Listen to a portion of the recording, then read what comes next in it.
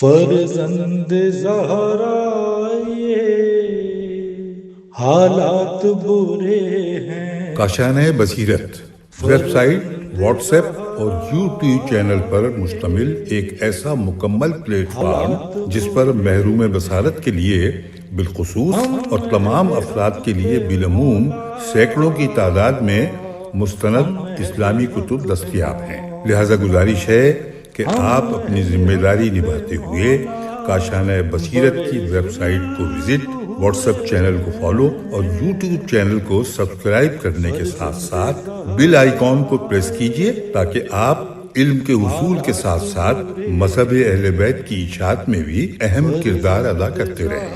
کاشانۂ بصیرت۔ حالات برے ہیں۔ السلام علیکم ورحمۃ اللہ وبرکاتہ۔ سامعین، آپ سماعت فرما رہے ہیں انتقام مختار، جو کہ حجت الاسلام علامہ صادق حسن نجفی قبلہ صاحب کی تقاریر کا مجموعہ ہے، جسے مرتب کیا ہے مولانا ندیم عباس حیدری علوی صاحب نے۔ آج ہم آپ کے سامنے اس کی 11ویں ریکارڈنگ پیش کر رہے ہیں اور 7ویں مجلس ہے، صفحہ نمبر ہے 192۔ بسم اللہ الرحمن الرحیم۔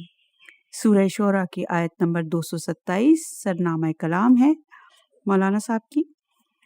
وَسَيَعْلَمُ الَّذِينَ ظَلَمُوا أَيُّ مُنْقَلِبٍ يَنْقَلِبُونَ۔ قرآن کریم کی آیت مبارکہ، جو کہ سورہ مبارکہ شعراء کی آخری آیت ہے، ہر صاحب عقل کو ظلم کے نتیجے اور انجام سے آگاہ کر رہی ہے، اور اسی ضمن میں ہماری گفتگو پچھلی مجلس میں بھی اس منزل تک پہنچی تھی کہ چونکہ ہر مسلمان کی ذمہ داری یہ قرار دی گئی ہے کہ تم ظالم کے ظلم کا مقابلہ کرو اور مظلوم کے مددگار بنو۔ چونکہ ظلم کا خاتمہ اور مظلوم کی مدد ہر مسلمان کی ذمہ داری قرار دی گئی ہے، اس لیے جو آنے والا آئے گا تو فقط اس لیے تاکہ دنیا سے ظلم و جور کا خاتمہ کرے۔ تو ہر مسلمان، ہر مومن اور ہر انسان کا یہ بنیادی فریضہ ہوگا کہ وہ آگے بڑھ کر امام علیہ السلام کی آواز پر لبیک کہے اور امام علیہ السلام کی نصرت کرے۔ اسی سلسلے میں میں نے اپنی پچھلی تقریر میں عرض کیا تھا کہ آنے والے امام کی نصرت کے خاتمے کے سلسلے میں امام کی آواز پر لبیک کہنا یہ بھی ایک فریضہ ہے، اور خود اس امام کی آواز پر لبیک کہنا بھی ضروری ہے کہ امام علیہ السلام ظلم ہی کے خاتمے کے لیے کربلا کے میدان میں پہنچ کر حل من ناصر ینصرنا کی آواز بلند کر رہے تھے، اور کم از کم مومن تو یہ جانتا ہے کہ اس آواز کے بلند کرنے والے کو اپنی ذات کے لیے کوئی مدد نہیں چاہیے تھی۔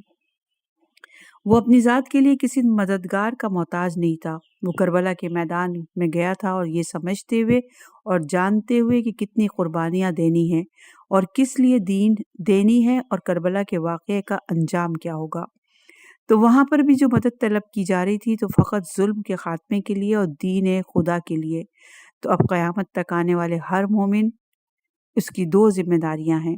ایک یہ کہ تیار اور آمادہ رہے اس آنے والے امام کے لیے جو ظلم کا خاتمہ کرے گا، اور اس کی آواز پر لبیک کہنے کے لیے ہر وقت حاضر رہو۔ اور دوسری یہ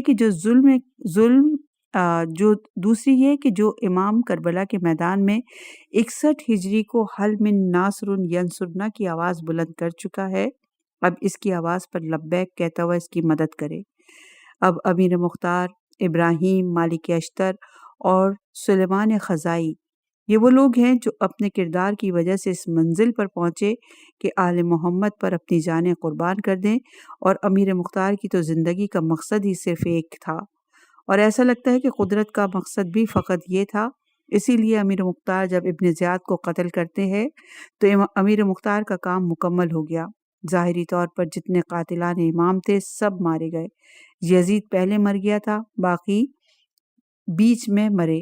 آخر میں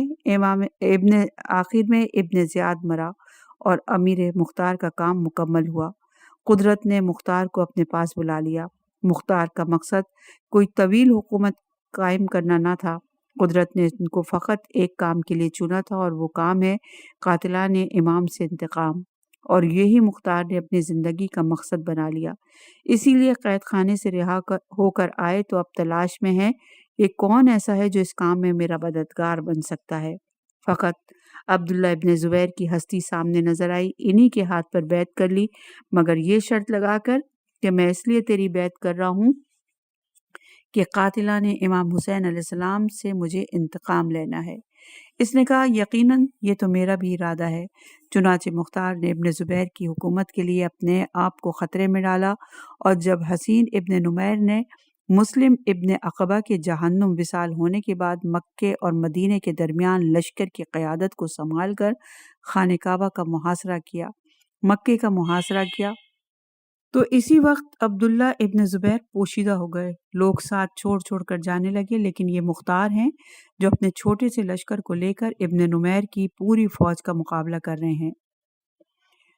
ایک اور بات جو میرے علم میں لائی گئی کہ پچھلی تقریر جو کہ میں نے کی مجلس، اس گفتگو سے کچھ غلط فہمی پیدا ہوئی تھی۔ میرے سننے والوں کو مسلم ابن عقبہ کے الفاظ جو میں نے بیان کیے تھے، اس نے کہا تھا کہ مجھے اطمینان ہے کہ میں خدا، رسول اور اولو الامر کی اطاعت کر کے مر رہا ہوں۔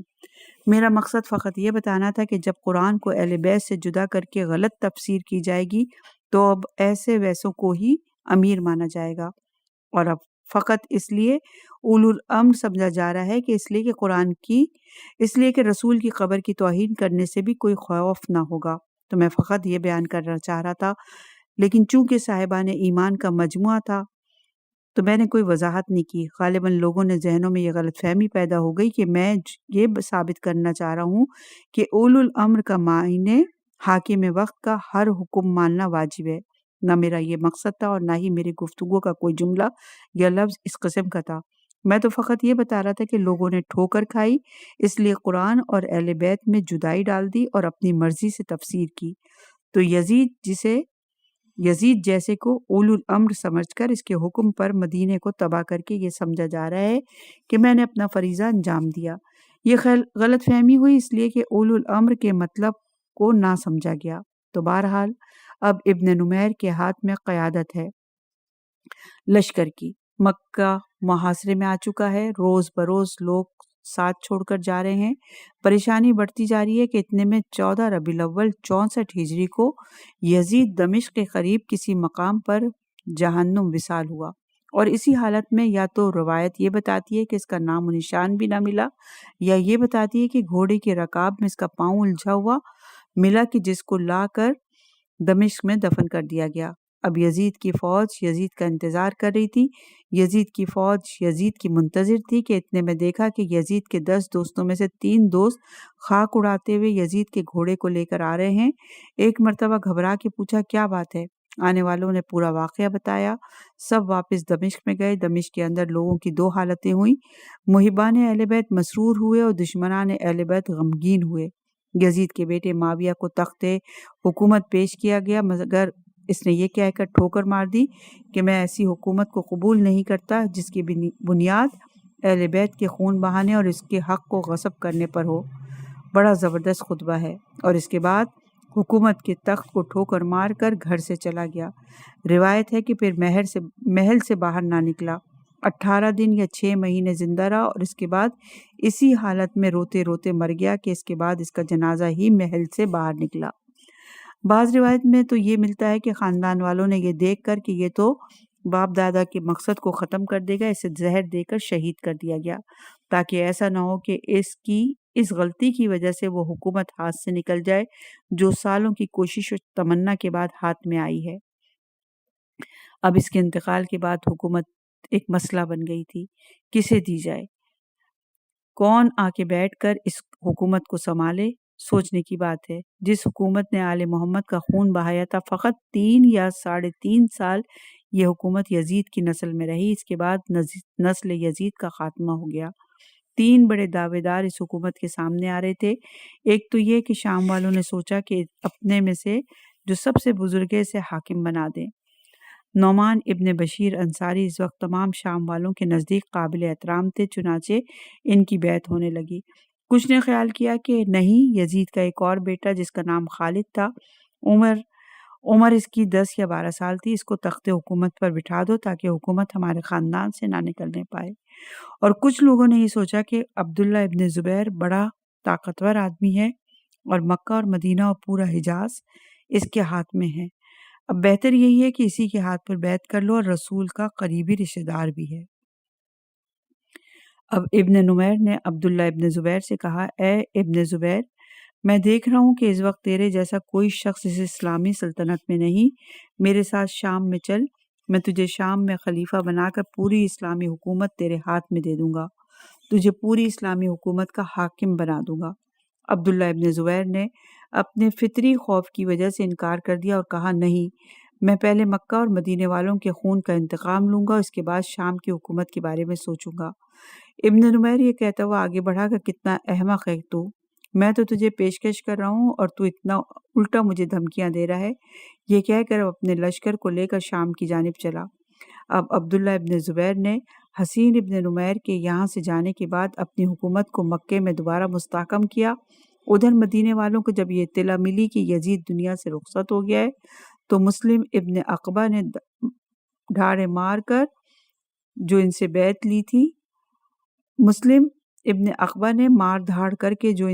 لی تھی اس بیعت کو انہوں نے توڑ ڈالا۔ مسلم ابن عقبہ کے مقرر کردہ حاکم کو نکالا اور ایک مرتبہ پھر وہ پریشان تھے کہ اب کس کو حاکم بنائے۔ اتنے میں ابن زبیر کا آدمی پہنچا۔ ابن زبیر نے مدینے میں بھی اپنی حکومت قائم کر لی۔ اب مکہ سے مدینے کا علاقہ عبداللہ ابن زبیر کے ہاتھ میں آ گیا۔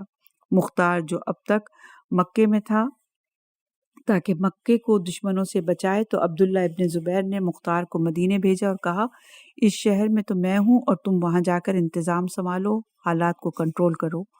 مختار مدینے میں پہنچے اور اسی مدینے میں مختار ہیں کہ ایک مرتبہ وہ پیغام ان کے پاس آیا جس سے ان کے جوش و ولولے میں اضافہ ہو گیا۔ تمام علماء شیعہ اور سنی اس روایت کو نقل کرتے ہیں کہ ایک دن مختار مدینے کے اندر بیٹھے ہوئے تھے، اتنے میں ایک مسافر آیا اور آنے کے بعد سلام کیا، السلام علیکم یا ولی اللہ، اے اللہ کے ولی مختار، تم پر میرا سلام ہو۔ مختار نے سلام کا جواب دیا، کہا، اے شخص تو کہاں سے آ رہا ہے؟ کہا، میں ایک امانت کو دینے کے لیے آیا ہوں جو 25 سال سے میرے پاس محفوظ ہے۔ مختار نے کہا، کون سی امانت؟ کہا، امیر المومنین نے کوفے میں مجھے یہ خط دیا تھا اور کہا تھا جب مختار مدینے کا حاکم بن جائے تو جا کر یہ خط مختار کے حوالے کر دینا۔ مختار نے مولا کا خط لیا، بڑے احترام سے بوسہ دیا، لیکن کہا، یہ کیسے ثابت ہو کہ خط واقعاً مولا علی کا دیا ہوا ہے؟ تم شرعی قسم کھاؤ۔ اس نے شرعی قسم کھائی اور کہا، میں شرعی قسم کھاتا ہوں کہ یہ خط علی نے مجھے دیا تھا۔ اب مختار کو اطمینان ہوا۔ مختار نے خط کھولا اور اندر سے خط نکلا، رسول خدا کا، اس میں لکھا تھا، مختار، تم پر میرا سلام ہو، تمہارے دل میں خدا نے ہمارے اہل بیت کی محبت کو ڈال دیا ہے۔ ایک وقت آئے گا کہ تم اس منزل پر پہنچو گے کہ ہمارے دشمنوں سے انتقام لے سکو تو گھبرانا نہیں، خدا کی مدد تمہارے شامل حال رہے گی۔ جب مختار نے پیغمبر اسلام کا یہ خط دیکھا تو اب مختار کے جوش اور ولولے میں مزید اضافہ ہو گیا۔ ادھر مختار نے ایک منظر اور دیکھا، وہ یہ کہ اب مختار مدینے سے پلٹ کر جب مکہ میں آئے حج کے موقع پر ابن زبیر سے ملنے تو دیکھا کہ عبداللہ ابن زبیر کا انداز ہی جدا ہے۔ مختار نے آگے بڑھ کر پوچھا، اے عبداللہ ابن زبیر، قاتلان امام سے انتقام لینے کا کیا ارادہ ہے؟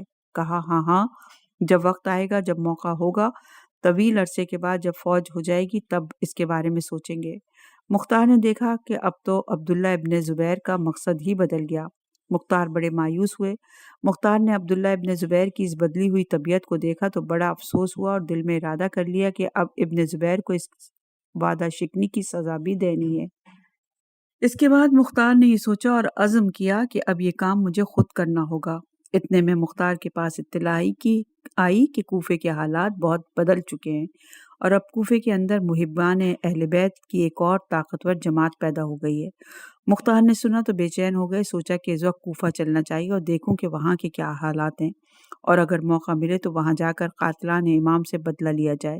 لیکن مختار محب اہل بیت تھے، معلوم تھا کہ اگر اتنا بڑا قدم جو میں اٹھا رہا ہوں، جب تک امام وقت اس کی اجازت نہ دیں گے، اس وقت تک مجھے کام نہیں کرنا چاہیے۔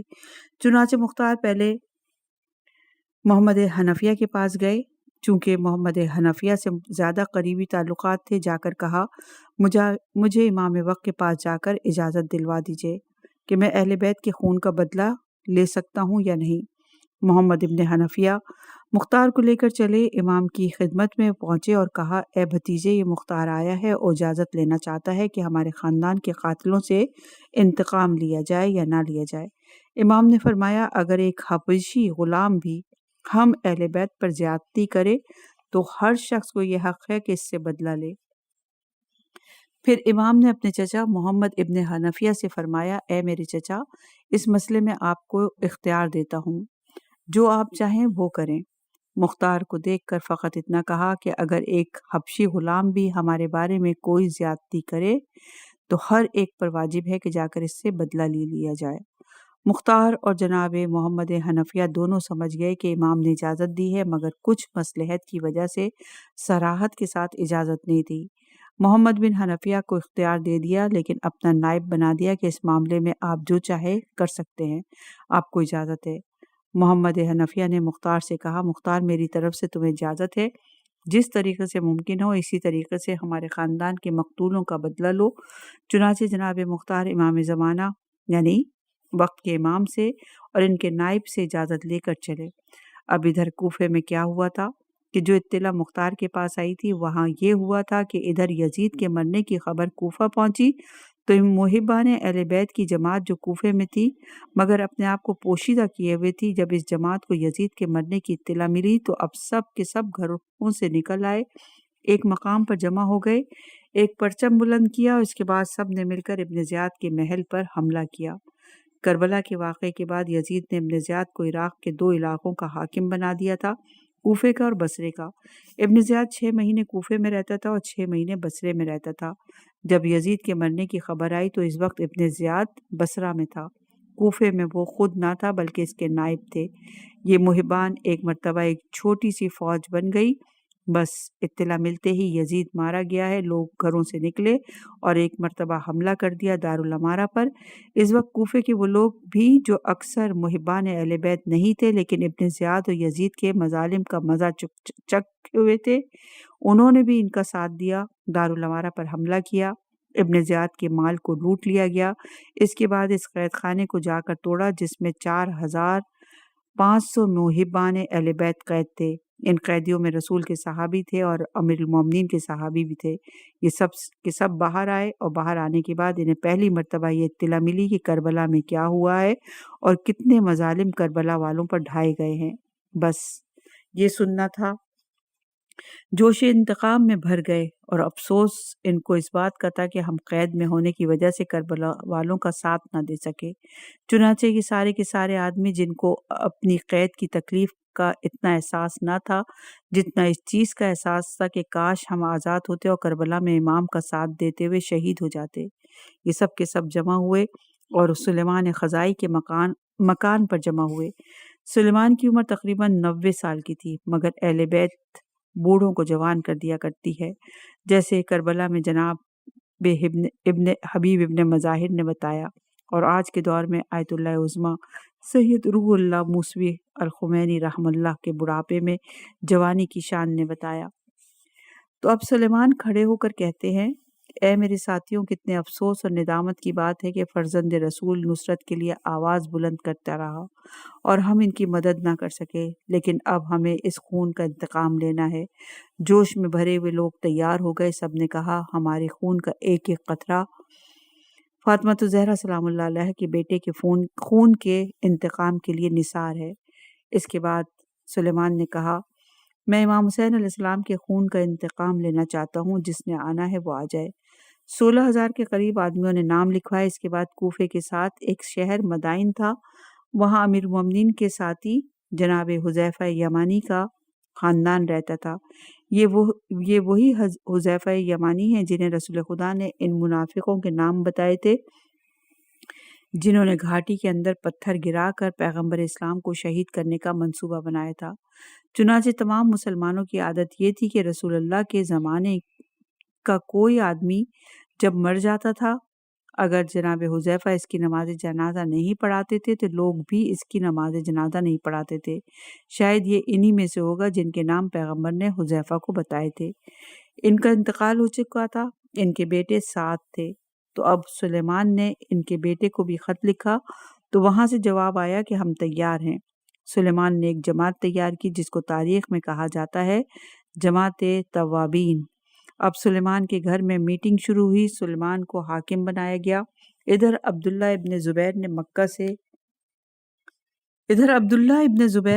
سے ایک آدمی کو بھیجا جس کا نام عبداللہ ابن یزید انصاری، اور کہا کہ کوفے کے اندر اس وقت کوئی حاکم نہیں ہے اور ابن زیاد کے محل کو لوٹ لیا گیا ہے، اس لیے تم جاؤ اور میری طرف سے کوفے کی حکومت کو سنبھال لو۔ چنانچہ کوفے میں عبداللہ ابن زبیر کا نمائندہ آ گیا۔ کوفے کا گورنر اب مدینے میں، مکے میں اور کوفے تک ابن زبیر کے نمائندے ہیں۔ سلیمان وغیرہ نے طے کیا تھا کہ ہمیں کوفے والوں سے کچھ نہیں لینا ہے، سب سے بڑے قصوروار یزید اور ابن زیاد ہیں۔ کربلا کے واقعے کے بعد یزید مارا جا چکا ہے اور اب پہلے ابن زیاد سے انتقام لینا ہے۔ چنانچہ جب ان کا یہ ارادہ حکومت کے علم میں آیا اور قاتلان امام کے علم میں بھی آیا اور کسی نے کوئی مزاحمت نہ کی، وہاں پر جب مختار کو یہ اطلاع ملی تو مختار چل رہے ہیں، راستے میں کوفے سے آنے والا ہانی ملا، پوچھا کوفے کی کیا حالت ہے؟ کہا کوفے کی حالت تو ایسی ہے کہ جیسے کوئی گلہ ہوتا ہے جانوروں کا، کوئی گلہ بان نہیں جو سب کو اکٹھا کرے، کوئی قائد نہیں ہے۔ مختار نے مسکرا کر کہا میں وہ قائد بنوں گا کہ سارے کوفے کو ایک مقام پر اکٹھا کر کے اپنا پرانا عزم پورا کروں گا۔ یہ کہہ کر مختار تیزی سے آگے بڑھے۔ جب نہر فرات کے نزدیک پہنچے تو جمعے کا دن تھا، غسل کیا، لباس بدلا، عمامہ پہنا، خوشبو لگائی، تلوار حمائل کی اور بڑی شان سے گھوڑے پر سوار ہو کر چلے۔ لیکن جب کوفے جا رہے تھے تو راستے میں قادسیہ کا مقام آیا۔ وہاں پہنچ کر کربلا کی طرف رخ کر کے کربلا آ کر امام کی قبر پر اپنے آپ کو گرایا اور کہا السلام علیکہ یا ابا عبداللہ، میں آپ سے، آپ کے نانا اور آپ کے بابا اور آپ کی ماں فاطمۃ الزہرا اور آپ کے بھائی حسن مجتبیٰ اور آپ کے ان اہل بیت اور ساتھیوں کی قسم کھا کر کہتا ہوں، آج کے بعد سے میں نے یہ عہد کیا کہ میں لذیذ کھانا نہیں کھاؤں گا، ٹھنڈا پانی نہیں پیوں گا، اپنا لباس نہیں بدلوں گا، بستر پر نہیں سوؤں گا، خوشبو نہیں لگاؤں گا، جب تک کہ آپ کے قاتلوں سے انتقام نہ لے لوں۔ یہ قسم کھا کر مختار اس مقام سے کھڑے ہوئے اور کوفے میں داخل ہوئے۔ جب داخل ہوئے تو اعلان کرتے ہوئے چلے۔ کوفے والوں نے پہچان لیا، چاروں طرف سے سلام کی آوازیں آنے لگی۔ مختار اپنے مکان پر پہنچ کر وہاں مقیم ہو گئے۔ اطلاع ملی کہ سلیمان یہاں سے نکل رہے ہیں، کیونکہ سلیمان کو ایک اور اطلاع مل گئی تھی۔ کیا اطلاع ملی تھی؟ کہ ابن زیاد 6 مہینے کوفے میں تھا اور 6 مہینے بصرہ میں تھا۔ بصرہ میں ابن زیاد کے پاس یزید کے مرنے کی اطلاع آئی اور ایک کبوتر اڑتا ہوا آیا۔ اس کبوتر میں مروان ابن حکم نے خط بھیجا تھا اور کہا تھا ابن زیاد جلدی سے دمشق پہنچ۔ ادھر ابن زیاد دمشق کی طرف چلا، ادھر سلیمان کو اطلاع ملی کہ ابن زیاد بصرہ سے دمشق جا رہا ہے۔ اب سلیمان اس راستے پر جا کر بیٹھ گئے۔ جب ابن زیاد کو اس سلیمان کے لشکر کی اطلاع ملی تو ایک مرتبہ گھبرا گیا۔ ابن زیاد نے اپنے پہرے دار سے کہا میری جان کو بہت خطرہ ہے، مجھے بچاؤ۔ پہرے دار نے کہا میرے پاس ایک تجویز ہے، شاید تمہاری جان بچ جائے۔ ابن زیاد کا لشکر چلا۔ ابن زیاد اسی قافلے میں ہے۔ سلیمان کا لشکر آیا۔ سلیمان نے لشکر کو روک کر کہا مجھے اطلاع ملی ہے کہ ابن زیاد تیرے ساتھ دمشق جا رہا ہے۔ کہا کیا بات کرتے ہو؟ ایک قافلہ ہے ہمارا، اس میں ساز و سامان ہے، ابن زیاد کہاں ہمارے ساتھ ہے، ایک ایک چیز کی تلاشی لے لو۔ سلیمان نے کہا میں خود تلاشی لوں گا۔ پورے قافلے کی تلاشی لی گئی، مگر عجیب بات یہ تھی کہ اسی قافلے میں ابن زیاد موجود ہے۔ تلاشی لینے کے بعد کہتے ہیں شاید ہمیں غلط فہمی ہوئی ہے، تم جاؤ۔ ذکر مصائب۔ تو بہرحال ابھی ابن زیاد کی رسی طویل تھی، ابھی ابن زیاد کو خدا نے مہلت دے رکھی تھی، اس لیے اس کی جان بچ گئی، اور یقیناً خدا ظالموں کو مہلت دیتا ہے، ورنہ حقیقت تو یہ ہے کہ غضب خدا تو اس وقت نازل ہونا چاہیے تھا کہ جب دنیا نے یہ منظر دیکھا کہ محمد کی نواسیاں ابن زیاد کے دربار میں لے جا کر کھڑی کر دی گئی ہیں، اور وہ ابن زیاد ایک مرتبہ طاقت کے نشے میں چور ہے اور کسی کو بیٹھنے کے لیے بھی نہیں کہتا، مگر ہاں ایک بچی پر اس کی نگاہ پڑی تو بے اختیار اس کی زبان پر ایک سوال آ گیا۔ اس نے دیکھا کہ ایک ننھی بچی ہے جو کبھی کھڑی ہوتی ہے اور کبھی بیٹھ جاتی ہے۔ کہا اے بچی تیرا نام کیا ہے؟ کہا میرا نام تو فاطمہ ہے، مگر میرا بابا مجھے پیار سے سکینہ کہا کرتا تھا۔ ابن زیاد نے کہا تیری یہ حالت کیوں ہے کہ کبھی کھڑی ہوتی ہے کبھی بیٹھتی ہے؟ کہا تیری فوج نے ایک رسی میں ہم سب کے گلے باندھ دیے ہیں، جب میں کھڑی ہوتی ہوں تو میرا گلا کٹنے لگتا ہے، جب میں بیٹھتی ہوں تو میرے بھائی سجاد کا گلا گھٹنے لگتا ہے۔ ایک مرتبہ سوال کیا، تو نے اپنا ہاتھ اپنے چہرے پر کیوں رکھا ہے؟ کہا، اے ابن زیاد، میری بہنوں اور پھوپھیوں کے بال بڑے ہیں، اپنے بالوں سے چہرہ چھپا لیا ہے، لیکن میرے بال اتنے چھوٹے ہیں کہ میں اپنا چہرہ چھپا نہیں سکتی۔ اپنے ننھے سے ہاتھ سے چہرہ چھپائے ہوئے ننھی سکینہ کھڑی ہے۔ 7ویں مجلس اپنے اختتام کو پہنچی۔ صفحہ نمبر 207 ہے۔ 8ویں مجلس کی ابتدا کرتے ہیں۔ سرنامہ کلام وہی آیت ہے، سورہ شعراء کی آیت نمبر 227۔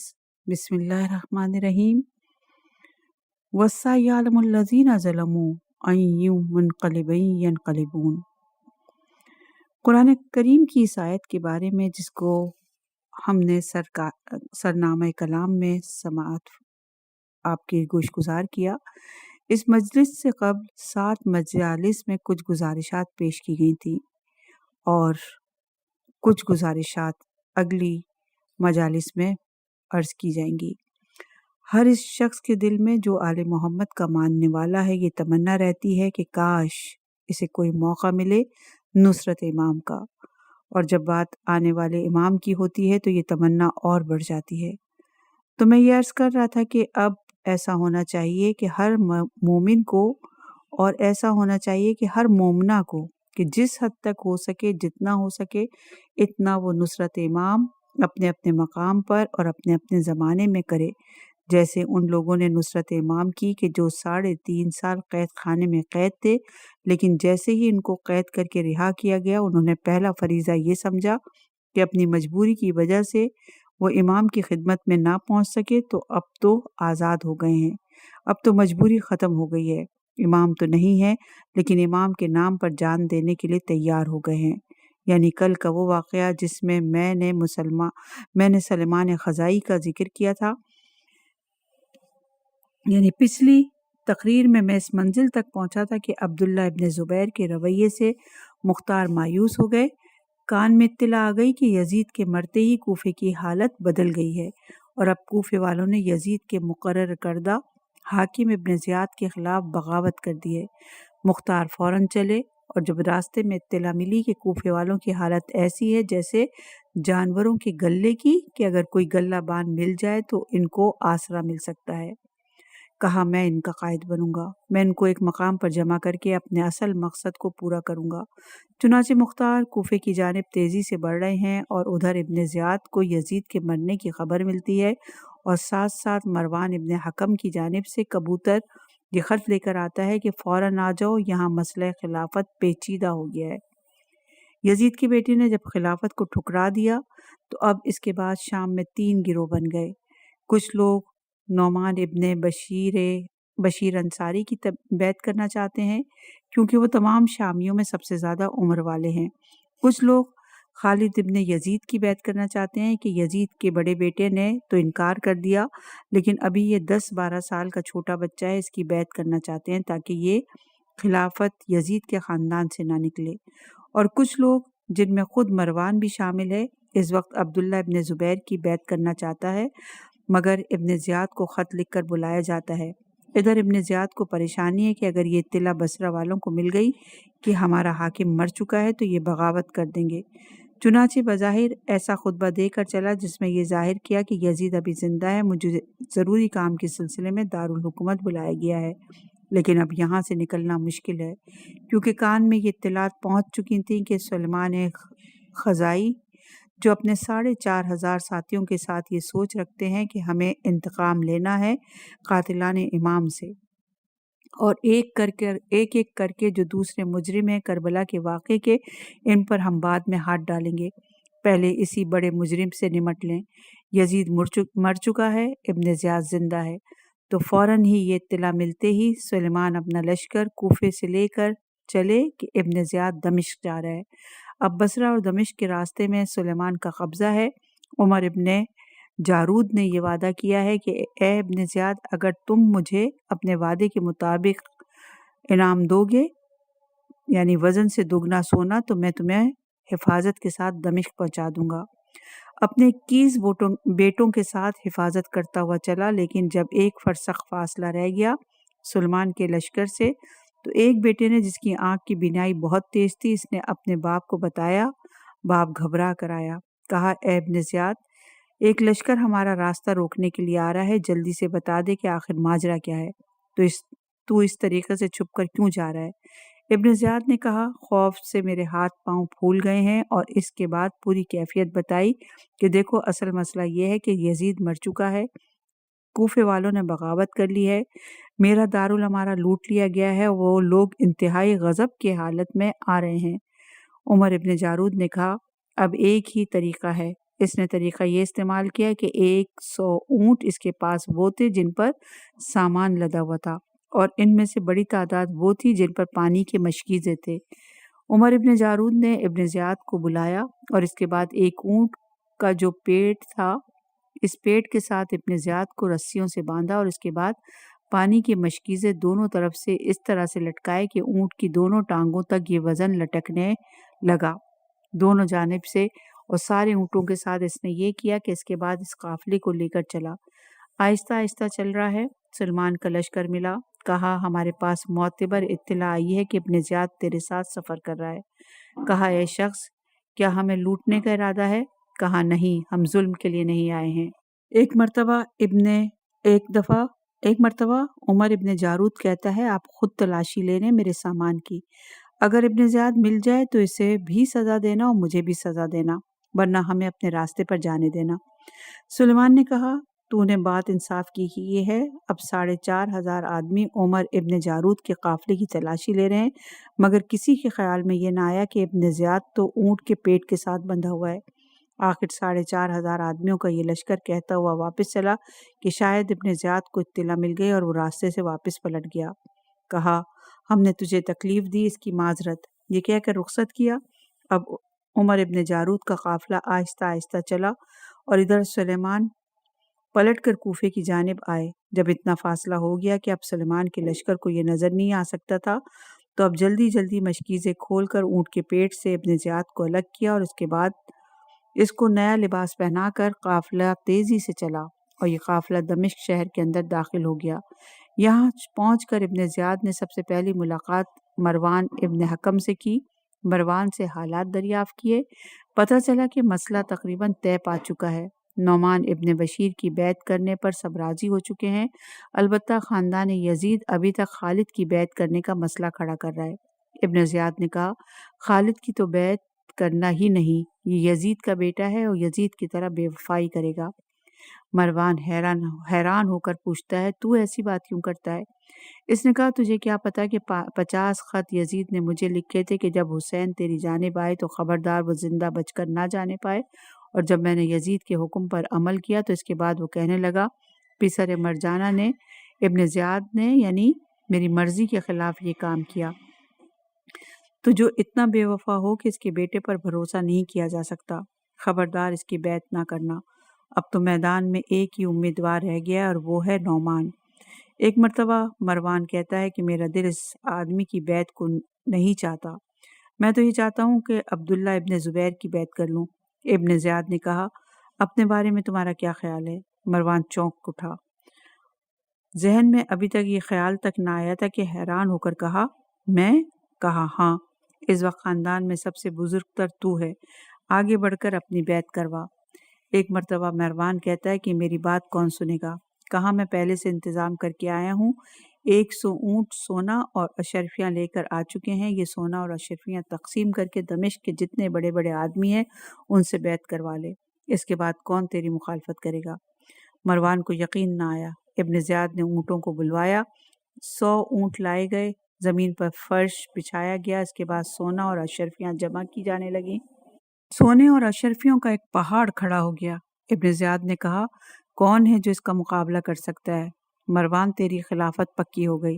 مروان ابھی سوچ ہی رہا تھا کہ ابن زیاد نے آگے بڑھ کر اس کے ہاتھ پر بیعت کر لی۔ بس یہ دیکھ کر اب مروان کے دل میں بھی تمنا پیدا ہوئی، اتنا اچھا موقع مل رہا ہے اور ابن زیاد جیسا آدمی ساتھ دے رہا ہے، خاندان بنو امیہ نے آ کر بیعت کر لی۔ اس کے بعد ابن زیاد نے تلوار نکالی اور وہ تمام افراد جن کے بارے میں یہ امکان تھا کہ وہ اس کی مخالفت کریں گے ان کا قتل عام شروع کر دیا، یہاں تک کہ بڑی مشکل سے ایک شخص ظفر بن حارث اپنی جان بچا کر دمشق سے بھاگا اور دمشق اور کوفے کے بیچ میں ایک شہر تھا، وہاں جا کر یہ رہنے لگا۔ لیکن یہ ظفر جو بھاگا تھا یہ ابن زبیر کا حمایتی تھا۔ اب تک اس کے دل میں یہی خیال تھا کہ کسی طریقے سے ابن زیاد جیسا کانٹا دور ہو جائے تو عبداللہ ابن زبیر کی بیعت ہو جائے گی۔ فقط ایک شخص دمشق سے فرار ہو کر بچ نکلا، باقی سارے آدمیوں کا قتل عام ہو گیا۔ مروان کی خلافت پکی ہو گئی۔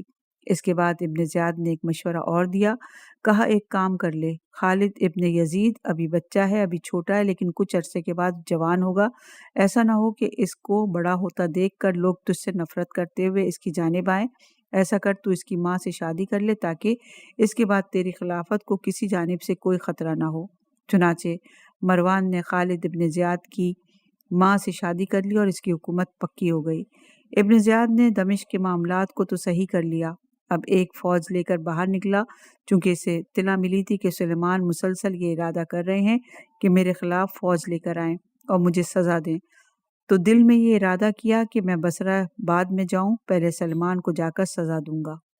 ادھر عبداللہ ابن زبیر کو جب یہ اطلاع ملی کہ کوفے میں بغاوت ہو گئی ہے تو عبداللہ ابن زبیر کوفے کا گورنر بنا کر بھیجا۔ عبداللہ ابن یزید انصاری کو پتہ چلا تو سلیمان نے اس طرح سے تیاری کر رہے ہیں، لیکن چونکہ اسے یہ معلوم ہو گیا تھا کہ سلیمان ابن زیاد سے لڑنا چاہتے ہیں، وہ تو اور خوش ہوا، اچھا ہے کہ یہ دونوں ٹکرا جائیں، دونوں کی طاقت کمزور ہو اور ابن زبیر کی خلافت مستحکم ہوتی چلی جائے۔ چنانچہ اس نے سلیمان سے کوئی تعرض نہیں کیا۔ سلمان آئے، ناکام ہو کر عمر ابن جارود کے قافلے میں ابن زیاد کا پتہ نہ چلا، واپس آئے، کوفے میں پہنچے، لیکن اب عزم کیا کہ جہاں بھی ہو ابن زیاد اب وہاں جا کر اس کو مارنا ہے۔ ساتھ ہی اکٹھا کرنے لگے، 16,000 آدمیوں نے اپنے نام لکھوا دیے۔ اسی دوران مختار کربلا معلیٰ سے ہوتے ہوئے کوفے میں داخل ہوئے اور اپنے مکان میں مقیم ہو گئے۔ مختار نے سلمان کو دیکھا کہ وہ تیاری کر رہے ہیں، سلمان سے ملاقات کی، جس طرح میں نے عبداللہ ابن زبیر کا ساتھ دیا تھا اسی طرح ان کا ساتھ دے کر قاتلان امام سے بدلہ لوں گا۔ مگر سلیمان کا اور مختار کا بنیادی باتوں پر کچھ اختلاف ہو گیا تھا۔ مختار کا یہ کہنا تھا کہ پہلے کوفے کے اندر جو قاتل ہیں ان سے نمٹ لیا جائے، پھر ابن زیاد پر ہاتھ ڈالا جائے۔ سلمان کا کہنا تھا کہ پہلے ابن زیاد کو سزا دی جائے، ہو سکتا ہے کہ ہماری زندگی ہمیں مہلت نہ دے اور ابن زیاد باقی رہ جائے۔ پھر مختار کا یہ کہنا تھا کہ ابھی خلافت کا مسئلہ طے نہیں ہو پا رہا، یہ لوگ آپس میں لڑنے جا رہے ہیں، اس لیے ابھی خاموشی بہتر ہے۔ سلیمان کا وہی جواب تھا کہ مہلت اور وقت کسے پتہ ہے۔ چنانچہ مختار خاموش ہو گئے، لیکن اس سے پہلے کہ مختار اور سلیمان کی گفتگو اور آگے بڑھے، کوفے میں جو قاتلان امام تھے وہ چوکنا ہو گئے۔ کہا سلیمان سے تو ہمیں کوئی خطرہ نہیں، یہ ہماری طرف توجہ نہیں دے رہا، یہ جا رہا ہے ابن زیاد کی جانب، مگر یہ مختار یہ تو سارا زور ہمارے خلاف لگا رہا ہے، ایسا نہ ہو کہ یہ سلمان کو بھی سمجھا دے اور سلیمان کا ارادہ بدل دے۔ سلمان کو چھوڑو، مختار کا علاج کرو۔ چنانچہ یہ سارے قاتلان امام حاکم کوفہ کے پاس آئے اور کہا مختار کا آزاد رہنا مناسب نہیں ہے۔ چنانچہ قاتلان امام کا وفد پہنچا اور عبداللہ ابن زبیر نے مختار کو گرفتار کیا اور مختار کو قید خانے میں ڈال دیا، صرف اس لیے کہ مختار آزاد رہ کر کوئی خطرہ نہ بن جائے۔ سلمان کو اطلاع ملی، مگر سلمان نے سوچا کہ اس وقت اصل مسئلہ ابن زیاد سے لڑنے کا ہے، اگر ہم ادھر حکومت سے ٹکرا گئے تو ہمارا اصل مشن رہ جائے گا، وہاں سے اگر کامیاب واپس آئے تو مختار کو بھی دیکھ لیں گے۔ یہ سوچ کر انہوں نے مختار کے معاملے پر توجہ نہ دی اور پہلی محرم 65 ہجری کو کوفے سے باہر نخلیہ مقام کو اپنی چھاونی بنایا اور 16,000 آدمیوں کو حکم دیا کہ اب جمع ہو جاؤ۔ بعض مورخین لکھتے ہیں کہ نہیں، معاملہ تھوڑا مختلف تھا۔ سلیمان پہلے نکل گئے تھے کوفے میں، بعد میں قاتلان امام نے دیکھا کہ مختار تنہا رہ گئے، چنانچہ بعد میں ان کو گرفتار کرایا گیا۔ سلیمان کو ان کی گرفتاری کی اطلاع بھی نہ تھی۔ اب جب وقت مقررہ آیا تو یہ دیکھ کر سلیمان خزائی کے ساتھیوں کے حوصلے پست ہونے لگے کہ ہم نے 16,000 آدمیوں کے نام لکھے تھے، لیکن یہاں تو مشکل سے چند سو آدمی موجود ہیں، پورے وعدے کرنے والے وہ سب کے سب غائب ہو گئے۔ ایک مرتبہ اپنے لشکر کی اتنی کم تعداد دیکھ کر مایوسی ہونے لگی۔ سلیمان نے کہا، مایوس ہونے کی ضرورت نہیں، ہمارا مقصد تو امام کے لیے قربانی دینا ہے۔ اگر کامیاب ہو گئے تو قاتلان امام سے بدلہ لیں گے، شہید ہو گئے تو امام کے ساتھ مل جائیں گے۔ ان دونوں راستوں میں جو بھی ہو ہمیں قبول ہے، لیکن ہاں، اتمام حجت کے لیے کچھ آدمیوں کو بھیج دیا کہ جا کر کوفے کی گلی محلوں میں آواز لگاؤ، یا سارت الحسین، اے حسین کے خون کا انتقام لینے والوں، فوراً آ جاؤ۔ اب یہ آواز کوفے کے محلوں میں گونجی تو کچھ لوگ، وہ لوگ جو بیٹھے ہوئے تھے، لیکن ایک مرتبہ ان کا دل بھی پلٹا اور وہ فوراً بھاگ کر آئے اور سلیمان کے لشکر میں شامل ہو گئے۔ اس طرح 1000 یا 1500 آدمی اور ہو گئے۔ 4500 کا لشکر تیار ہوا اور اب یہ لوگ آگے بڑھے دمشق کی جانب سے، کیونکہ اطلاع مل گئی تھی کہ ابن زیاد وہاں پہنچ چکا ہے۔ لیکن پہلے انہوں نے کہا کہ ہم کربلا معلیٰ جائیں گے، تو یہ پورا قافلہ مڑا، پہلے کربلا کی جانب آیا۔ ایک کربلا میں پہنچے، قبر امام میں مظلوم کو دور سے دیکھا تو بے اختیار سب کی چیخیں نکل گئیں۔ 4500 آدمی پہنچے قبر امام پر۔ تمام مورخین نے کہا کہ ایک عجیب منظر تھا اس وقت کربلا کے میدان کا۔ 4500 آدمیوں کی گریہ و زاری کی آواز بلند ہو رہی تھی۔ ایک رات اور دن یہاں پر قیام کیا، اس کے بعد امام حسین علیہ السلام سے وعدہ کر کے یہ لشکر آگے چلا۔ ادھر سے ابن زیاد آ رہا ہے، ادھر سے یہ لشکر جا رہا ہے۔ راستے میں ایک شہر ہے جس کا نام ظفر ہے، ایک شہر ہے جس کا حاکم ظفر ہے۔ یہ وہی ظفر ہے جو ابن زیاد کے زمانے میں دمشق سے یہاں بھاگ کر آیا تھا۔ اس نے دیکھا کہ 4500 کا لشکر آ رہا ہے، ایک مرتبہ راستہ بند کر لیا۔ راستے اس قلعے میں سے گزرتا تھا، قلعہ بند کر کے بیٹھ گیا۔ ایک مرتبہ سلیمان اپنے مسیب سے کہتے ہیں، تم جا کر ظفر کو بتاؤ کہ ہمارا اس سے کوئی جھگڑا نہیں، ہم اس کے شہر کی جانب نگاہ بھی نہیں اٹھائیں گے، ہمیں تو آگے جانے دے۔ مسیب گئے اور اس کو اطلاع دی۔ جب اس کو اطلاع ملی تو ایک مرتبہ اس کے لیے خوشی کا مقام تھا، ابن زیاد کے خلاف کوئی جا رہا ہے۔ نہ صرف یہ کہ اس نے قلعہ توڑا، بلکہ رات ہو رہی تھی، حکم دیا کہ سارے دکاندار بازار لگائیں اور دیکھو اگر یہ قافلہ کوئی چیز خریدے تو کوئی ان سے پیسے نہ لے، سب کے پیسے میں ادا کروں گا۔ 4500 کا لشکر سلیمان کی قیادت میں داخل ہوا، رات کو یہاں قیام کیا۔ اگلے دن آگے چلے، راستے میں کچھ مشورے دیے ظفر نے کہ اس انداز سے جنگ کرنا۔ یہ لشکر آگے بڑھا، مختار اندر ہیں، ادھر یہ لشکر آگے بڑھا۔ ادھر ابن زیاد کے ساتھ 3 لاکھ کا لشکر تھا، پوری تیاری کے ساتھ آیا تھا۔ 1 لاکھ کی فوج کو اس نے آگے بھیجا کہ آنے والوں کا مقابلہ کرو۔ پہلی جنگ ہوئی تو اس نے سلیمان کے 1500 ساتھی مارے گئے اور ابن زیاد کے 20,000 آدمی مارے گئے۔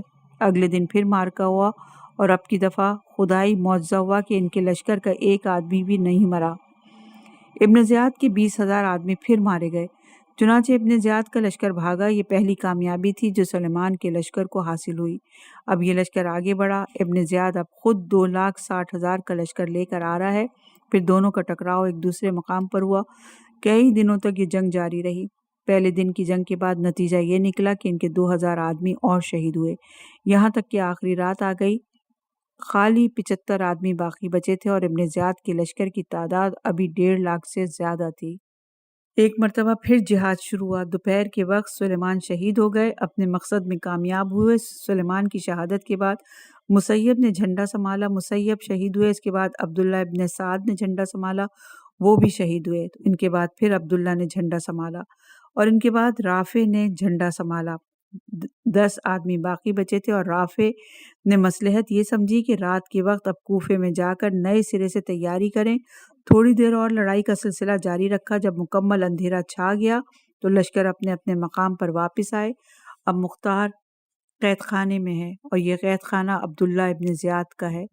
مختار نے رافع کے نام ایک خط لکھا اور کہا، جو ہمارے ساتھی شہید ہو گئے ان کا پرسہ دیتا ہوں، اور دیکھو گھبرانا نہیں، رہا ہوتے ہی میرا پہلا کام یہ ہوگا کہ میں قاتلان امام سے انتقام لوں گا۔ رافع کو یہ خط ملا تو ایک مرتبہ اس کا حوصلہ بھی بڑھا۔ رافع اپنے ساتھ 4 آدمیوں کو لے کر مختار کے پاس قید خانے میں پہنچے اور کہا، اگر تو حکم دے تو ہم ابھی قید خانے کو توڑ کر تجھے آزاد کرا لیں۔ کہا نہیں، اس کی ضرورت نہیں ہے۔ روایت ہے کہ ادھر حاکم کوفہ نے مختار کے گھر پر حملہ کر کے مختار کا پورا گھر لوٹ لیا۔ مختار کا غلام جان بچا کر بھاگا اور قید خانے میں آ کر مختار کو اطلاع دی۔ مختار نے فوراً ایک خط لکھ دیا اور کہا مدینے میں میرے بہنوئی عبداللہ ابن عمر ہیں، ان کو یہ خط جا کر دے دو۔ عبداللہ ابن عمر کے پاس مختار کا خط پہنچا۔ عبداللہ ابن عمر نے مختار کی اس حالت کا جائزہ لیا تو فوراً حاکم کوفہ کو ایک خط لکھا اور کہا مختار میرا سالہ ہے، فوراً اسے آزاد کرو۔ جب یہ خط حاکم کوفہ کے پاس آیا تو اس نے ارادہ کیا کہ میں مختار کو چھوڑوں، مگر لوگوں نے آ کر ڈرایا کہ دیکھو مختار کو نہ چھوڑنا ورنہ وہ کھڑے ہو کر انتقام لیں گے اور پہلا حملہ تیرے اوپر کریں گے۔ اب جو یہ سنا عبداللہ ابن یزید نے جو حاکم کوفہ ہے، کوفے کے 10 آدمیوں نے کہا ہم ضمانت دیتے ہیں کہ مختار تیرے خلاف کچھ نہیں کرے گا۔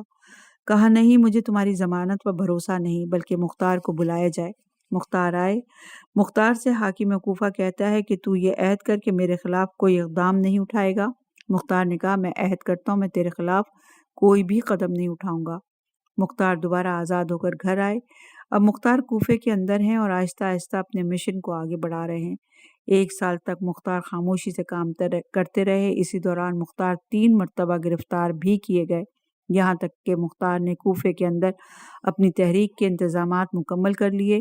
1 سال کے اندر اپنی تحریک کے انتظامات مکمل کر لیے اور 1 سال تک خاموشی سے کام کرتے رہے، لیکن اب تک مختار کو یقین نہیں تھا کہ میں کامیاب ہو جاؤں گا۔ آپ نے ایک مرتبہ اپنے مشیروں سے پوچھا کہ کیا کوئی اور آدمی ہے جو میرا ساتھ دے گا؟ مشیروں نے کہا کہ اگر مالک اشتر کے بیٹے ابراہیم تمہارا ساتھ دیں تو اس کے بعد ان کا پورا خاندان اور قبیلہ بھی تمہارے ساتھ ساتھ ہو جائے گا اور ابراہیم بھی تمہارے دست راست بن جائیں گے۔ مختار نے کہا تم نے بڑا اچھا نام لیا۔ اب مختار نے ابراہیم سے ملاقات کرنا چاہی۔ مختار ابراہیم کے پاس گئے تو وہ گھبرا گئے۔ مختار نے کہا اے ابراہیم، میں اب تک کسی کے گھر نہیں گیا ہوں مگر تیرے دروازے پر چل کر آیا ہوں، فقط اس لیے کہ تو میرا ساتھ دے قاتلان امام سے انتقام لینے میں۔ کہا ایک صورت میں ساتھ دوں گا کہ تو مجھے سردار بنا۔ چنانچہ مختار نے ایک مرتبہ خط آگے بڑھایا جو محمد حنفیہ کا خط تھا، جس میں لکھا تھا میں نے مختار کو اجازت دی ہے کہ وہ بیعت لے کر ہمارے خاندان کے قاتلوں سے انتقام لے سکتا ہے۔ اب ابراہیم اور ان کا پورا خاندان مختار کے ساتھ ہو گیا۔ اس دوران میں عبداللہ ابن زبیر نے کوفے کا حاکم بدل لیا اور عبداللہ ابن متی کو کوفے کا حاکم بنا لیا۔ ذکر مصائب۔ آپ نے یہ دیکھا کہ باوجود اتنی تیزی سے گفتگو کرنے کے بعد بڑی مشکل سے یہاں پہنچی ہے کہ ایک مرحلہ مختار کی کہانی کا مکمل ہو گیا۔ اب قاتلان امام سے انتقام، اس کے 2 حصے ہیں۔ ایک وہ انتقام ہے جو مختار نے لیا، ایک وہ انتقام ہے جو قدرت نے لیا۔ چنانچہ ان کے بیان کا موقع نہیں تھا۔ باقی مختار کے انتقام لینے کے واقعات اور مختار کی شہادت کا بیان انشاءاللہ پھر کبھی موقع پر ملا تو بیان کریں گے۔ روایت میں ہے کہ منہال کوفی کہتے ہیں کہ حج کے زمانے میں مکہ گیا، حج سے واپسی پر مدینہ گیا۔ مدینہ جب پہنچا تو اپنے چوتھے امام کی زیارت کو بھی گیا۔ جب میں نے اپنے امام کے پاس پہنچا تو امام سے پوچھا منہال آج کل کوفے کی کیا حالات ہیں؟ کہا مولا مختار چن کر آپ کے بابا کے قاتلوں سے بدلہ لے رہا ہے۔ سید سجاد نے سوال کیا منہال یہ بتاؤ کہ ہرملہ کی کیا حالت ہے؟ میں نے کہا مولا اب تک ہرملہ خیریت سے ہے۔ ایک مرتبہ ہاتھ اٹھائے میرے مولا نے کہا خداوندہ ہرملہ کو آگ اور لوہے کے عذاب کا مزہ چکھا دے۔ منہال کہتے ہیں میں یہاں سے پلٹ کر اپنے وطن گیا۔ جب کوفے میں داخل ہوا تو میں نے دیکھا لوگ اپنے گھروں سے نکل کر کہیں جا رہے ہیں۔ میں نے پوچھا کیا ہوا؟ لوگوں نے کہا مختار نے سب کو جمع ہونے کا حکم دیا ہے، آج ہرملہ گرفتار کر کے لایا گیا ہے۔ میں بھی سب کے ساتھ چلا۔ میں نے دیکھا بہت سارے لوگ جمع ہیں۔ میں مختار کے قریب پہنچا اور سلام کیا۔ مختار نے سلام کا جواب دیا۔ ہرملہ گرفتار کر کے لایا گیا۔ مختار نے حکم دیا کہ تلوار لے کر اس کے ہاتھ پاؤں کاٹے جائیں۔ تلوار سے اس کے ہاتھ پاؤں کاٹے گئے، پھر کہا اس کو آگ میں ڈال کر زندہ جلایا جائے۔ اسے آگ میں ڈال کر زندہ جلایا گیا تو بے اختیار میری زبان سے نکلا سبحان اللہ سبحان اللہ۔ مختار نے مجھ سے یہ کہنے کی وجہ پوچھی۔ کہا ابھی چوتھے امام سے دعا سن کر آیا ہوں۔ میں نے دیکھا کہ اتنی جلد ہرملہ کو آگ کا مزہ بھی چکھنا پڑا اور تلوار سے لوہے کا مزہ بھی چکھنا پڑا۔ مختار کہتا ہے مجھے بتاؤ کہ کون سی دعا تھی۔ میں نے پورا واقعہ سنایا۔ بے اختیار گھوڑے سے زمین پر اترا، سجدہ شکر ادا کیا۔ راوی کہتا ہے کہ جب بھی کوئی مجرم مختار کے سامنے لایا جاتا تھا تو وہ اس سے پوچھتا تھا کہ تو نے کیا جرم کیا ہے کربلا میں۔ منہال کہتا ہے جب ہرملہ پکڑ کے لایا گیا تو اس سے بھی یہی سوال کیا گیا۔ پوچھا ہرملہ بتا تو صحیح تو نے کربلا میں کیا کیا تھا؟ ہرملہ نے کہا کربلا میں تیر اندازوں کا سالار تھا۔ 3 تیر ایسے میں نے چلائے کہ مجھے ان پر فخر ہے۔ مختار نے کہا کون سے تیر؟ کہا ایک تیر تو وہ تھا جب حسین ابن علی اپنے بیٹے علی اصغر کو لے کر آئے تھے، پانی کا سوال کر رہے تھے، معصوم شہزادہ اپنی ننھی زبان ہونٹوں پہ پھیر رہا تھا اور عمر ابن سعد نے کہا حسین کے کلام کو قطع کرو۔ میں نے 3 بھال کا ایسا تیر چلایا جو اس بچے کی گردن میں پیوست ہو گیا۔ کہا دوسرا تیر میں نے اس وقت چلایا جب عباس فرات سے آ رہے تھے۔ عمر ابن سعد نے کہا غضب ہو جائے گا اگر یہ پانی خیموں تک پہنچ گیا، اور کہا ارے روکو عباس کو۔ میں نے سوچا کہ دونوں ہاتھ کاٹنے کے باوجود بھی عباس آگے بڑھتے جا رہے ہیں، بس میرے ذہن میں خیال آیا اور میں نے کمان میں تیر لگایا اور مشق سکینہ جو عباس کے پاس تھی اس کا نشانہ لیا۔ ادھر مشق میں تیر پیوست ہوا، ادھر پانی بہا اور ادھر عباس گھوڑے سے گرے۔ اب عباس خیموں میں کیسے جائے؟ تیسرا تیر ہرملہ کہتا ہے تیسرا تیر جب حسین زمین کربلا پر گھوڑے سے گرے تھے تو میں نے دیکھا کہ ایک بچہ خیموں سے دوڑ کر باہر آ رہا ہے جو اتنا چھوٹا تھا کہ اس کے دونوں کانوں کے گوشوارے ہل رہے تھے۔ میں نے سنا تھا کہ حسین کہہ رہے تھے اے بہن زینب اسے روکو، یہ میرے بھائی حسن کی نشانی ہے۔ میں نے دیکھا بچہ حسین کے قریب آیا، سنان نے حسین پر تلوار چلائی تو بچے نے اپنے ہاتھ آگے کیے تو بچے کے دونوں ہاتھ کٹ کر زمین پر گر گئے۔ ایک مرتبہ حسین اس کے گلے کا بوسہ لینا چاہتے تھے، بس میں نے یہ منظر دیکھا، کمان میں تیر رکھ کر جوڑا تو وہ تیر سیدھا بچے کے گلے میں جا کر پیوست ہو گیا۔ 8ویں مجلس بھی اپنے اختتام کو پہنچی۔